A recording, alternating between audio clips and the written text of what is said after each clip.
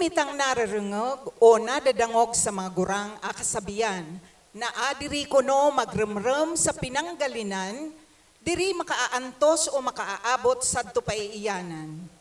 Indeed, it is true that a person who don't look back on the past, he or she will never remember where he or she come from. Sabi nga ni Marcus Garvey, and I quote, "A people without knowledge of their past history, origin, and culture is like a tree without roots." Unquote. Ngunyan na aldaw po, masasabi ko na saro ini sa mga episode niyato na mabukas kan sa tuyang puso asin kaisipan, kan pinaghalean kan sa tuyang hararom na pagtubod. Sa satuyang pagbabalik, makakaibahan niyato ang sarong bisita na mahiras kan tema niyato ngunyan na aga.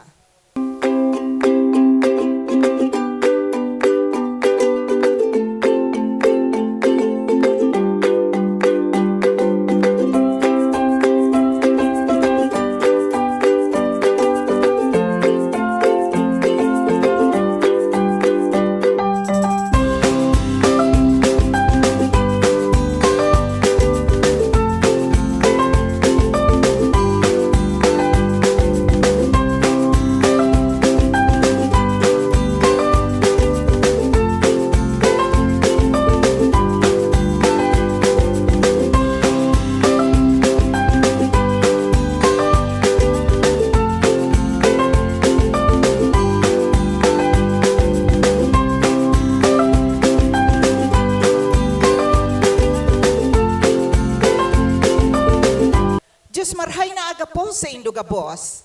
Sa giraray ako po si Ate Ami Panga, ang host kan sa tuyang programang Giya. Ang programa pong ini sarong programa kan sa tuyang parokya sa pakikipagtangabangan kan Lectors Ministry asin nadadala nindo tuwing Sabado alas 10 nin pagkaaga digdi po sa Vision Prime Cable TV. Ang programang Giya nagdadara sa tuya nin mga informasyon, mga bagong kaaraman, mga bagay na makakatabang asin magtataong giya sa satuyang pamilya asin buhay Kristiyano. Mga tugang, ini ang giya. Uya po ang sa kuyang co-host kan sa tuyang programa, si Kuya Opio Hukom. Kuya Opio, good morning. Thank you very much, Ate Ami. Good morning. Good morning, Kuya. Sa gabos na nagdadalan ka ining giya, marhay na aldaw sa Indugabos. Sa gabos na nagdadalan man digdi sa Facebook account kang giya, digdi sa parokya, good morning man sa Indugabos. Welcome po sa saro na namang episode kan sa tuyang programang Giya. Kuya Opio, kan nakaaging bulan, na pag-ulayan ta ang manunungod sa selebrasyon kan Kwaresma asin Semana Santa, lalong-lalo na sa panahon na na-experiensyan ta ngunyan ang pandemya. Ngunyan na aga, pag-uulayan ta, Kuya Opio, ang sarong magayon na istorya na kaipuhan niya tong balikan. Iyo ini ang manunungod sa istorya kan simbahan na Katoliko sa Pilipinas. Nangunyan sa tuyang pinagsisilibrar ang 500 na taon na pagiging Kristiyano kan Pilipinas.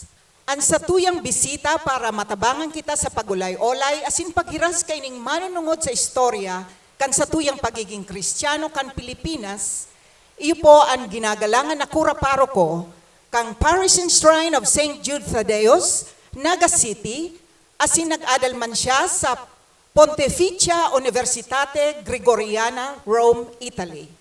Sa Roman na Mariologist asin musician asin singer, ang sa tuya pong bisita iyo si Reverend Father Francis Tordilla. Diyos maray na aga, Father Francis. Welcome po sa samuyang programa na Giya. Kami po, Father, ay nauugma kan sa indong itinaong oras asin panahon para makaibahan po ikadigdi sa samuyang paghiras-heras, hirasan asin makataong giya sa satuyang mga paradalan. Diyos maray na aldaw sa Indogabos. Salamat po sa pag-imbitar sa muya, Kuya Opio and Ate Ami. And sa gabos po nagdadaralan, Diyos maray na aga. Sana maray ka mo, nasa maray ka mong kabuktakan ko niyan.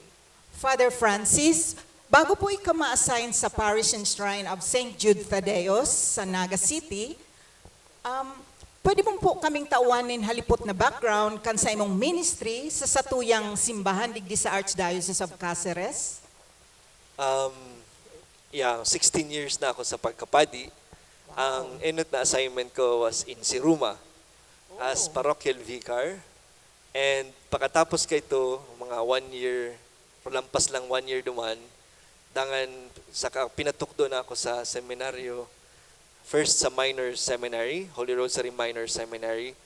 And pirang bulan lang dumaan, I think 6 months, transfer naman ako sa seminary, Holy Rosary Preparatory Seminary. And I stayed there for like 3 years as formator and professor. And then after that, pikuan ako ni Archbishop as his personal secretary. Then late Archbishop Legazpi. Tapos, another 1 year, saka na ako pinadara sa Rome for further studies. So, mga 7 years po ako duman sa Rome. Ano po ang pinag-adalan mo po sa Roma? Yeah, ang pinaadal sa ko ni Archbishop is church history. Since, I think, si Father Rex Katoten, Father Rex, siya ang nag-adal maning history, but he was already in the administration kang parochial school. Naga Parochial School. So sabi niya, kay Ponigua nang magsunod. So 7 taon, dapat yung doctorate in church history. In fact, first was like licentiate and then doctorate. So kay Puan pagtapuso ng dissertation. So, and then afterwards, yun na po ni pagbalik ko sa Pilipinas as parochial vicar sa St. Jude Thaddeus Parish. And then, after 1 year, ginibo ng parish priest po naman sa St. Jude. So at present, ika ang parish priest. Apo. Ano po? Father Francis, ano po ang satuyang pinagsisilibran mo niya na taon sa bilog na simbahan kang Pilipinas? Ang satuya pong pinagseselebrar ngunya na taon, sabi ko nga na, yaw digdi sa may banner niya to sa likod ni Manay Ami, ang ika-500 na taon na Kristyanismo sa Pilipinas. Ini sa parte ini kang simbahan. Ang siniselebrar kang gobyerno niya to, ang partisipasyon kang Pilipinas, 500 years na anniversary kang first circumnavigation ni Magellan sa bilog na Kinaban.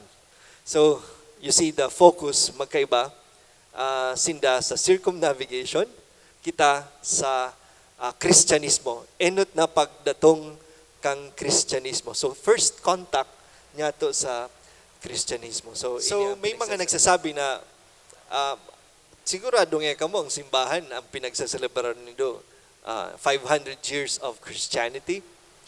Or tibaad man ang pinagsaselebrar nindo is 500 years of colonization. This is a very sensitive and hot topic and issue na siguro magayon himayon. Kasi totoo man ang ang Kristyanismo dominatong didi sa satuya na pirming loaded with other motives. And iba man na maray ang konteksto kan 500 years ago sa konteksto niya tungon yan. Inot na inot ang Spanish crown kay itong panahon, may umaning separation between church and the state. So, ang programa kang Spanish Crown before na magdigdi sa Pilipinas is, to explore colonies, to explore the new worlds. At the same time, kadakot pa sindang ibang maghanap ng resources, we have the spices, we have golds. And at the same time, they also have the moral imperative, they had the moral obligation na ibalangibog ang Kristyanismo, ang Kristiyanong pagtupod sa bilog na Kinaban. And so, they are coming from a particular background baga na itong reconquista na sinakop man sina ka mga Muslim. Kaya, kumbaga, iyon na itong panahon na kung saan nabawi man sinda, let us spread also Christianity. So iyan, pag libot ninda sa bilog na sitong na-assign sa satoya, kung nagigiramdaman no pigbanga ang kinaban, kan Santo Papa kay itong panahon. So itong mga places, mga lugar na kung saan na-assign sinda, duman man sila nagdarakan sa indang Christianismo. So it will always be under the shadow of colonialism. No doubt, no question about that. Pero ini ang pinagsaselebran niya to mga Pilipino. After a while, ang mga Pilipino, or very anachronistic ang term ito, itong mga katutubo kay itong panahon na ito, they were able to distinguish ang katolikong pagtubod sa pananakop kan mga Espanyol. Kaya nga ni baga, nagkaigo ni mga uprising, nagkaigo ni later on ni revolution, pero why retain the faith?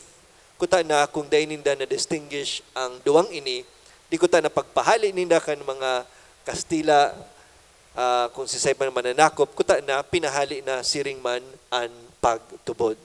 Alagad, kita nagtutubod na ang mga Pilipino aram ang pagkakaiba kan pagtubod na Kristyanismo, as in siring man ang sinasabi niya tungo niya na kolonyalismo. Yeah, I was entertaining that, what you said, Father. I was entertaining that question. Sabi ko, what is it in us, Filipinos, na nakapadagos, nagporsige, after these Spaniards came to our country, nagporsige kitang naging Katoliko pagiraray ang pagtubod ta. And you answered it. Yeah, tama po, Manayami. Na-distinguish. In fact, data pag-isipon na ang Pilipino na passive spectators lang kita, passive recipients kan pagtubod na ini. In fact, ang bagong historiography ngunyan is pinapahiling na ang mga Pilipino pig-appropriate ninda. Pig-appropriate ninda si pagtubod. And they were able to filter out, to retain the good ones, and to, get rid of those things that are contrary to their way of life. Kaya, even the archaeologists, ang mga arkeologo ngunyan, I think we have a very good archaeologist ngunyan sa Bicolano sa UCLA na nagsasabi, they keep on digging sa iraram kang daga, and after several strata kang daga duman, nahiling ninda, like sa Bumbon and some sa Kamaligan, igong mga tipasi nin paroy. Ang tipasi kan paroy na ini, sabi nila, ang strand na ini, ang klase na ini, nabubuhay sana sa irrigated na pag-uuma. So, but sabihin, kung as early as, pre-Hispanic time, iguana ning irrigation, 15th century. Earlier than that, na, but sabihin, ang mga Pilipino ka ito, or at least mga taga-Naga, o taga-Bumbon, taga-Didi sa Bicol, they were attached to the land. If they were attached to the land, then therefore, ilalaban nindang gadanan ang daga. Now, there are other ways of pacifying the foreseen conquerors or colonizers, and that is to make compromises. So they entered into, probably, ang theory is, they entered into agreements, pacts, or later on we will call it treaties, na we were active collaborators of the things that really matter to us. Okay? Kung iwa kaming nahiling na maray, then we appropriate it. Okay. And then tung habo mi, then we get rid of it. So, araw po kayo ang pagkasabot niya to kang pagselebrar kang Kristyanismo, baka ulang kitang sinakop, may kitang naginibo, ipinirit sa satuya. No. We appropriated the Christianity. Kaya nag-decide kita, active collaborators kita sa pag-ako kan pagtubod na ini. Father Francis, with regards po kan sa tuyang selebrasyon, kan ika-500 na taon ng Kristyanismo sa Pilipinas, taano ta kay puwantang iselebrar ini? Iyo po, ang satuyang slogan mo niyan na pinili kan sa tuyang simbahan sa bilog na Pilipinas, iyo na gifted to give, or That's the theme. That's the Father. theme. So, binayaan kita na makakua o makareceive kan regalo nin pagtubod. In fact, ini nga ni kinuha mismo sa the Gospel of Matthew.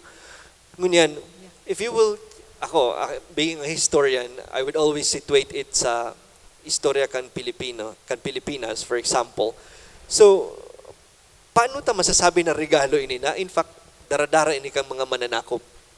Paano mo masabi na regalo ini?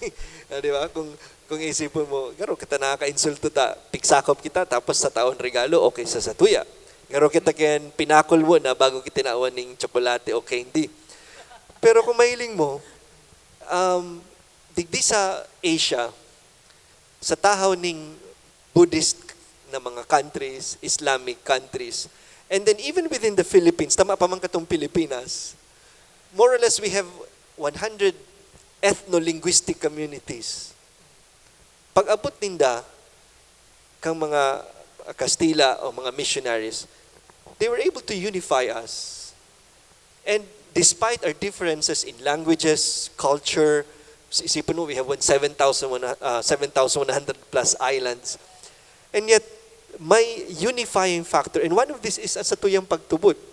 Later on, inassimilate kan man iriba-ibang lampas ang gatos na ethno-linguistic community. Inassimilate nila because I think nahiling ninda iguan ning karahayan. And they saw it as a gift.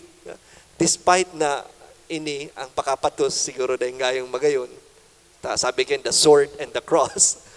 Pero, nahiling ninda so karahayan ka ini. And for them, isipin mo, out of nowhere, dahil na nga ni kita nadanang, ang apod nga ni isa sa tuya ka to, Far East. Because, dahil lagara yung maray, known, away from the known world.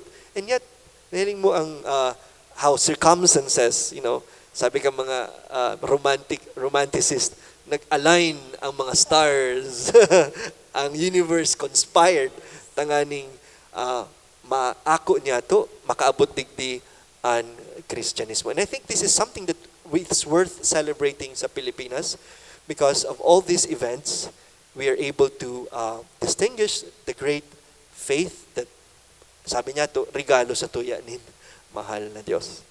Okay. Salamat, Father. Dakol pa kitang pag-uulayan sa satuyang pagbabalik.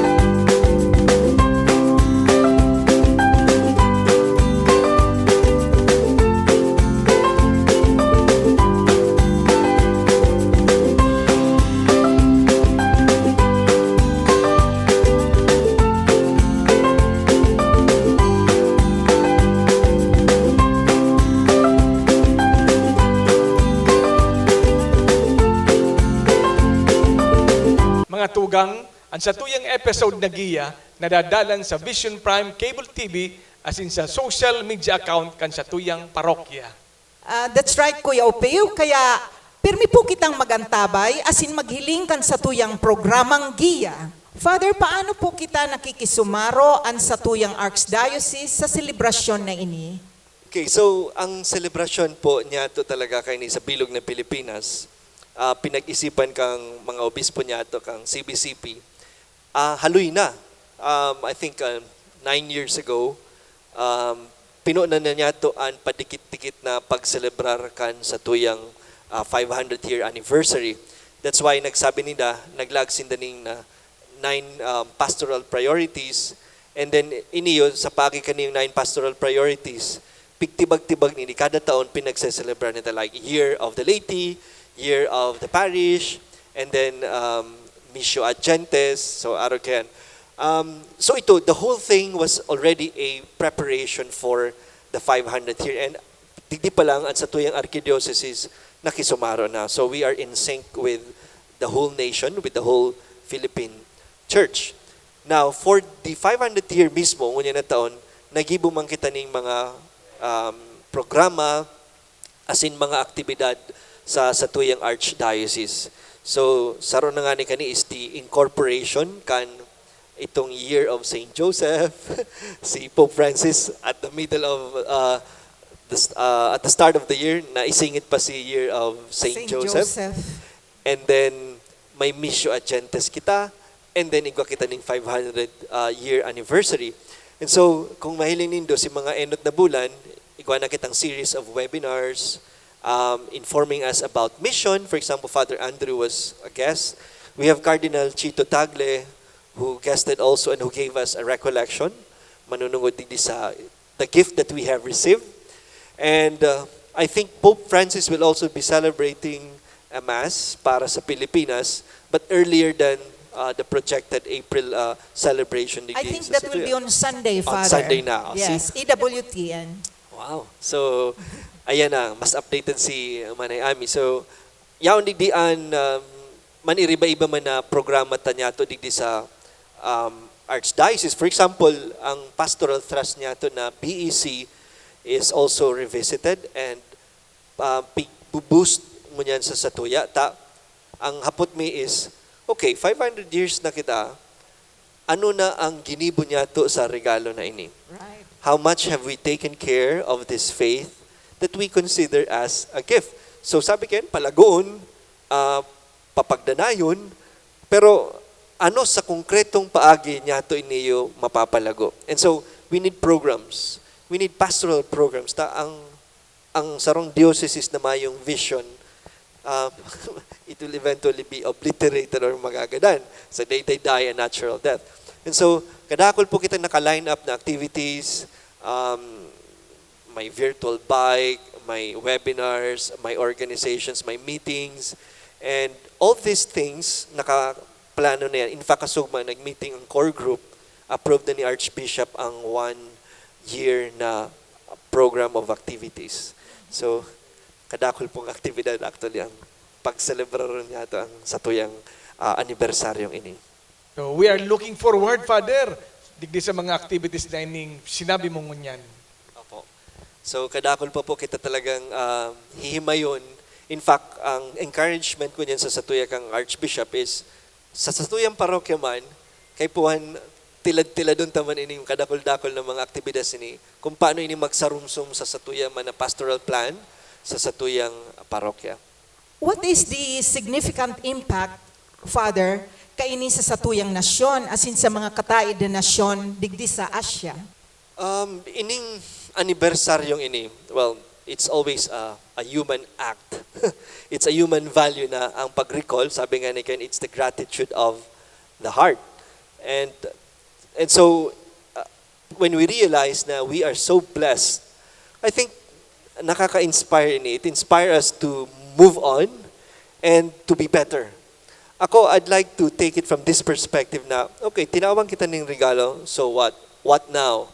What now? So, I think, ang katuyuhan kang celebration na ini is not actually to indulge ourselves with, triumphalism. Na, okay, kadakol kaming naginibo, until now, almost 90% kan sa tuyong populasyon, Catholic or Christian.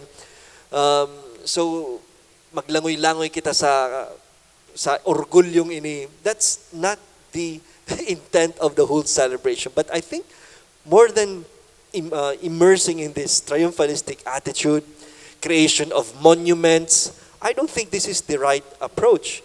Ang sahiling ko is, ano pa ang pwede natong maginibo na apisar kan pag-ako niya to 500 years ago, kadakol pa kitang mga issues na inaatubang sa momentong ini. I think we need to immerse more in the listening aspect. Ano pa ang pangangaipukan mga tao niyan? Yeah. Lalong-lalo na po sa satuyang pagtupod.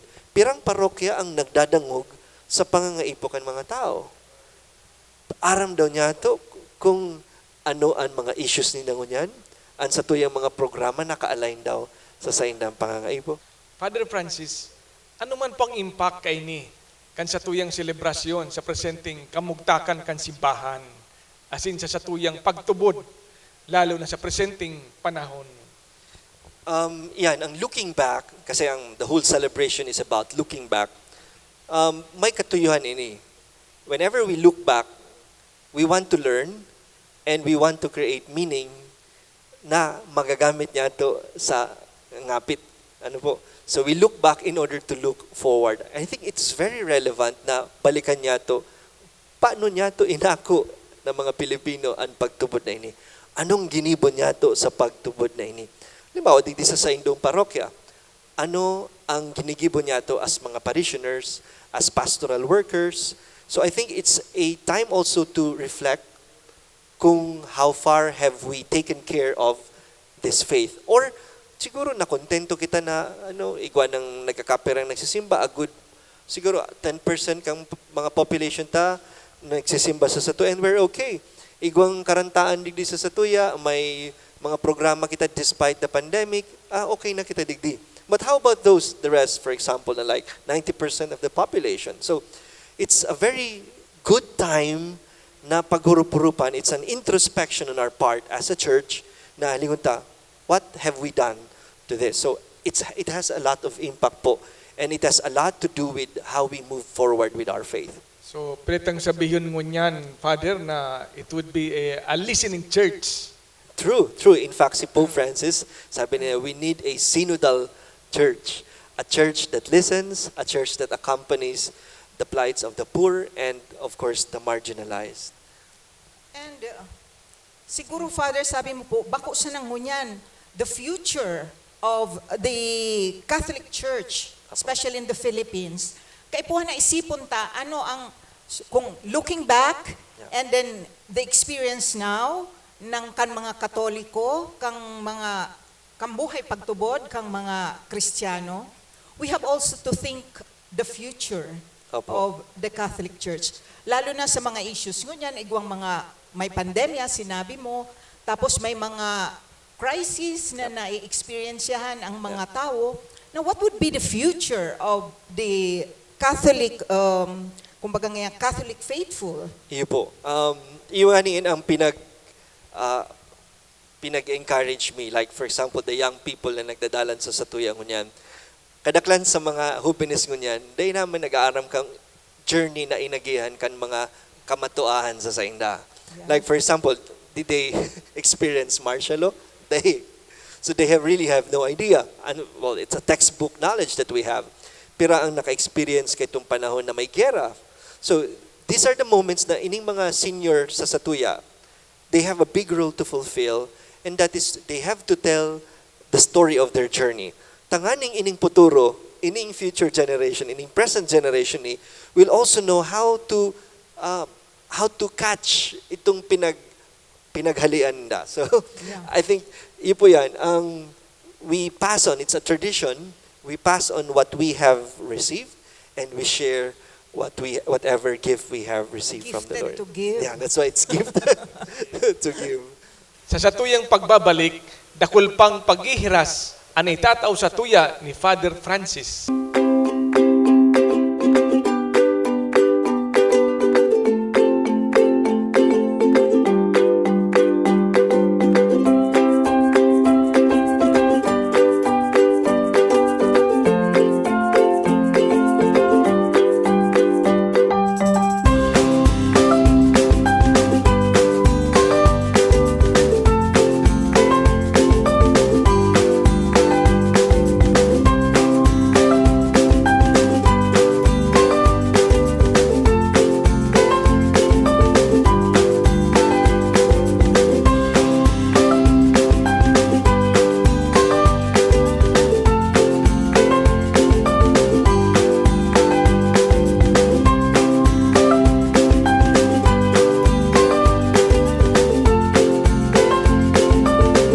Sa satuyang mga nagdadalan sa indang mga harong, lugod ang episode ngunya na aga, makatao sa Indonin bagong kaaraman. Father Francis, sa hiling po nindo, ano ang magayo na kaugalian kan mga Pilipino, kaya ang pagtubod niya to, nagtalubo asin nagdanay, asin uminabot digdi sa 500 years na taon.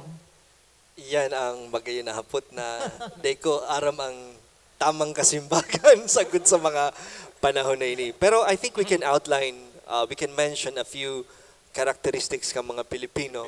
Yes. Well, sabi ko nga ni, ang satuyang pagtubod pig appropriate kan mga Pilipino. Inako niya to. And I don't think we were dumb na sunod-sunod dun sana kung ano ang sinasabi sa satuya. In fact, we have a long story of, uprising, revolt, and everything, protest. Ang mga Pilipino, sa hiling ko, inot igwasinda ning pagtubod sa existence kang Diyos. Na pag-abot kan mga Kastila, mga misyonero, yaon na naka-instill sa satuya. They just had to align it sa monotheism na sa indang pinag-promote. Ikaw na kita ning Bathala, ikaw na kita sa tuya ning ang kagurangnan, for example. So, they just have to substitute this with the monotheistic God of Christianity. And for example, we also have the active involvement of women. Ito bagang expression na you usually get your religion from your mother is actually a lot, at home sa mga Pilipino. For example, itong may mga priestess kita katong panahon, like Babaylan for example, na while ang mga lalaki, while they're at war, what they are hunting, sinda ang mga nagpapadagos kan, nagtutukdo kan pagtubod. And so I think that could also be one of the reason why sinasabi niya to very receptive kita ki Mother Mary, ki Santa Maria, because we have that natural respect for women, and masasabi niya to daw ang mga leader were men, and yet ang kultura was very receptive to the maternal inspiration of Mary. And I think this Bicol we are all witnesses to that na Our Lady of Peña Francia is very much received. And if I may add, ining sa tuyo bagan maabot na pati ang Easter Sunday. Ining salubong, for example. I'll give you one very concrete example. Ang salubong, may mga Easter angels kita. Okay. Yes. Ganyan, dahil na kita muna mag-focus naman sa fundraising. Mag-focus kita kung taano ang mga misyonero ginamit ini. May linindo, ang concept kang resurrection, for example, mayo man pagkaaraman mga Pilipino kay itong panahon sa resurrection. Sisa yung nabubuhay liwat hali sa mga gadan. Kaya sabi ka mga misyonero, ano daw magamit kita ning sarong instrumento, street drama, pero we will use the emotions and the sentiments and the feelings of a mother. Ang sarong ina na nagadanan, makaka-relate ang gabos, lalong-lalo ang mga kababaihan. Pag nagadanan ka ng aki, that's probably the most painful experience that you can experience here on earth. Now, using that feeling, si Mater Dolorosa, nakaka-identify ang lahat ng Pilipino. She's veiled with the black cloth. And then suddenly, nahiling niya, buhay pala ng aki niya after several days. You can relate to that emotion ng ina. Nabuhayan sa kong aki. So, duman pig-relate ka mga misyonero, ang concept kang resurrection. Kaya igwa kita ning Easter angel na may naghahali kan kamunduan na yan. Because that is the entry point ka mga misyonero sa nanahiling nida sa satuyang mga Pilipino. Father Francis, talagang nakagamot na ini sa satuyang mga Pilipino ang hararom na pagtubod. Paano po ginigiyahan kaini ang simbahan asin para tubod sa paggurumdom niya to kang ika-500 na Kristyanismo sa Pilipinas? Sa iling mo daw, Father, igwa pa ining dakulang impluensya sa satuya ngunyan? You mean ang simbahan, ang simbahan. Yeah, ini maray-maraot, maray-maraot. I would say maray-maraot na ang simbahan will have a big influence sa mga Pilipino. Sa karahayan, of course, ang simbahan will always be the moral conscience kan mga Pilipino. When there is an injustice happening sa atubangan niya, and then the church should speak up. By no means that separation of the church and state can be invoked. Ninulita, this is a very artificial separation, sabi ko nga ni Ken. But so when it comes to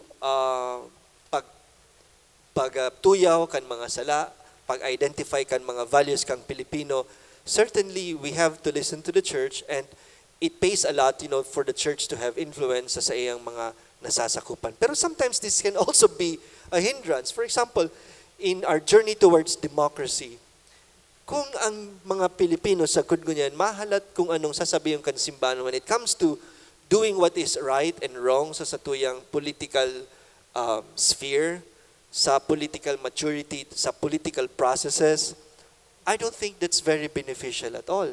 Kaya may mga momento na dapat pabiluhon mo man ang sistema nganing magtrabaho. Not all the time, madumang kita sa kalsada, sa tinampo, maprotesta kita tanganing down with the system, down with the Marali. system. Marali pala. Marali kita. Pwede. Not every time we should do that. So I think the church should choose its battles. May mga time na ang impluwensya kan simbahan kay Puhan, and I think that the wisdom of identifying or distinguishing which or when to act or when to shut up, I think that is the challenge for the church nowadays. Father, a while ago you mentioned about separation of church and state. Now, why is it important that the church actively engage in issues of social justice, peace, and ecology? Well, bako man akong constitutionalist, pero what I know of is the separation between church and state is, enshrined particularly sa satuyang constitution and a political system, not so much to protect the government from the intrusion of the church, but more so for the protection of the church for the intrusion of the government. The late constitutionalist, si Father Joaquin Bernas would always repeat this. Yeah. Kagagadan pa sana. Kagagadan pa lang, kasi we have lost a big man on constitution. So, well, ang church ever since has always been involved with social justice. In fact, kung babalikan niya ito ang Asian church history, ang conversion kang kadakol ng mga, inabot na kay Tumpagano, ang conversion na came about because they saw something unique sa mga Kristiyanong panahon. They cared for the sick. They cared even for their enemy. May pagmangno sa pangangaipo kan kapwa. In fact, binalikan ko nga ni ang history kang pandemic. Because even before, igwa namang mga epidemic itong panahon, ang hapot, si Isay ang nag-ataman sa mga may hilang kay itong panahon. Mga Kristiyano. Si Isay ang nagbulong ka may mga lugad, sa mga nagbulong ka itong itinamaan kang cholera, for example, mga Kristiyano. While everyone was like scared, ang mga Kristiyano nagtabang. Because inherent sa satuya, ang tugon kan sa tuyang kagurangnan, atamanan mo ang sa imong tugang. And it is very relevant sa pandemic niya tuon yan. Bako dapat ang mga frontliners will always have to be Kristiyano. Taano? Not for any other motive, but because ang sa tuyang kagurangnan, tinugon kita, kamotan man sa imong kapwa, siring sa imong pagkamot. And from, the social justice, even ecology, kaibahan po ini. And Pope Francis would always tell us, fratelli tutti, gabos kita magtururugang. Pati ang mga ibang nilalang, we are all one. We are all one. And even Saint Francis would tell us, fratelli tutti, gabos kita magtururugang, kung ano ka pa man na nilang, we share the same creatureship na inaapod. Gabos kita nilalang ng kagurangnan, gabos kita nakikinabang sa kinaban ni. And by all means, dapat magtarabangan kita, dapat magmangno kita sa lambang saro. Dakol akong nanudan, Father. Siguro gabos man, kadakol na araman nindungon yan sa magayon na pinaghiras ni Father Francis sa tuya ngunyan. Father, sa bilog na Pilipinas, igwang mga pig-declare na mga jubilee churches where you can gain plenary indulgence. Now, in the Archdiocese of Cáceres, igwaman kitang mga simbahan na pwedeng madumanan po. Mga arin po ini. At saka ano ang relation, bakit ini ang mga simbahan na pinag-designate kang Archdiocese para madumanan. Tanganing mag-pilgrimage kita. Iyo po, salamat po sa kahaputan niyan. In fact, saro yan sa mga napag-urulayan mi sa core group. And igwa ko diding listahan kang more or less 9 simbahan na pwede niya itong madumanan digdi sa Satuyang Archdiocese. And they are considered as pilgrimage churches, jubilee churches, na kung saan we can get the plenary indulgence. Well, from Partido area, we have St. Michael the Archangel Parish sa Caramoan. Sa Lagunoy man, igwamang kita ang St. Philip's and James. Sa Rinconada, we have Holy Cross Parish Church sa Nabwa. Sa Baaw, St. Bartholomew Parish. Tapos, when you go down sa St. Raphael the Archangel sa Pili. Dangan sa Naga, we have St. John the Evangelist Cathedral. And then Our Lady of Peñafrancia Parish, of course. And sa Bay area, we have Our Lady of Immaculate Conception sa may Kipayo, Calabanga. And then when we go further up, we have St. Pascal Bailon Parish Church sa Tinambak. Now, as regards sa reason kung tano sinda, I think ang district na ang basihan kan pagpili sa Sainda, yung mga usually sa mga vicariates, iko kami inapod na ecclesiastical districts, yun itong mga vicariates mi. And so itong church duman sa vicariate nito pinipili so that in all ecclesiastical districts, iko kitang madudumanan na mga simbahan. So dakulon na simbahan na pwedeng madumanan. Kami po nga ng mga lectors digdi, nagbabalak kami na since mayong bisita iglesia, so we can have our pilgrimage sa mga nasabi ng mga simbahan. And ang interesado pa ang mga tao interesado pa sa how to gain plenary indulgence. Ano po ang mga requirements, Father? Ang plenary indulgence usually sa ordinary form kay ni makukuha niya to inot mas magayon kung nagkumpisal kita. Dangan kinibon niya to nagduman talaga kita mismo sa simbahan. Pag-abuta sa simbahan, ipamaibi niya to ang intensyon kang Santo Papa. So, we can either say, one Our Father, one Hail Mary, one Glory be, para sa intention kang Santo Papa. So, ipo ni ang mga requirements. Tanganing mapapusog niya to sa tuyang pagtubod, siring man ining pag-approve siya kang plenaryo indulhensya. Ambot sabihin ko niyo, remission kan mga temporal punishments sa satuyang mga naginibong kasalan. That's a very short explanation of what indulgence is. Father, hagadon mi man po sa imo ang mga mensahe sa satuyang mga paradalan bago kita magtapos kaining satuyang programa ngunya na aga. Inot po ang mensahe ko muna ning pasasalamat sa inyo po, Manayami, Kuya Opiw, sa pag-imbitar sa Sakuya, and syempre sa satuyang kura para kay Father Arky na tinugutan ako magtaram digdi. Mayo manggaron siyang objection sa mga tinataram ko. Pero sa parokya kang St. Anthony of Padua, salamat po sa pag-imbitar. Magayon ang maraining programa niya atong saro niyo sa pagpabalangibog kang marahay na bareta, and we are all using the modern technologies. As in, yeah, and kamong mga nagdadaralan, thank you for being there. Be creative siguro sa pag-engage sa satuyang pagtubod. And siguro for the last message, like, sabi, we will always hear the slogan, gifted to give, gifted to give. Pero ang regalong ining na tinaw sa satuya, mas matalubo ini sa konteksto ning sarong komunidad. Sa konteksto ning komunidad, nagtatalubo ang regalong ininin pagtubod. Sabi nga ni no man is an island.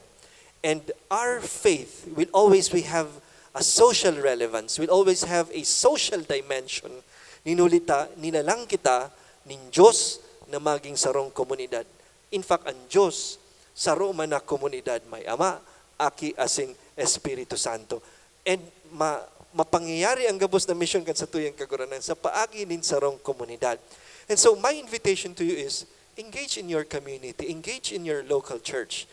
Digdi mahihimo niya to, mamamatian niya to ang pagkaherak asin pagkamot ng Diyos sa konteksto ng komunidad. Mas maging makakahulugan ang pag-ako niya to asin pagpatalubo kan sa tuyang pagtubod na ini, kung kita igwang sarong, dawa sa dit na komunidad.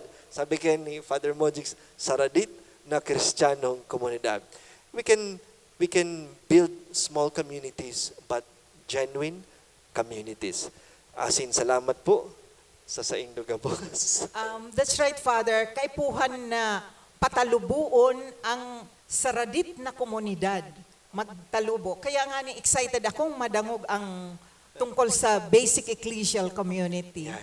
na pinangunginutan ni Father Mojica. So, thank you very much, Father.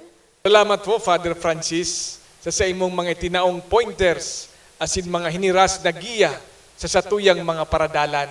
Napano na naman kita nin bagong kaaraman kan satuyang ginigibong selebrasyon kan bilog na simbahan sa Pilipinas.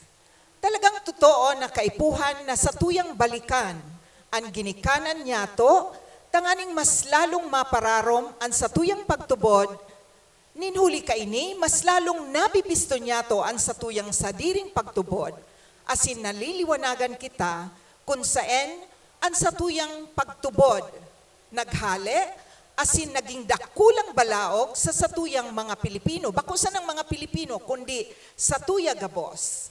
Sa liwat po, mag-ibahan kita sa satuyang next episode kan Giya. Mga tugang yaon ang samuyang dakulang pasasalamat sa padagos nindong itinataong tabang asin suporta sa samuyang programang ini. Ini ang Giya. Salamat po. Ini ang giya.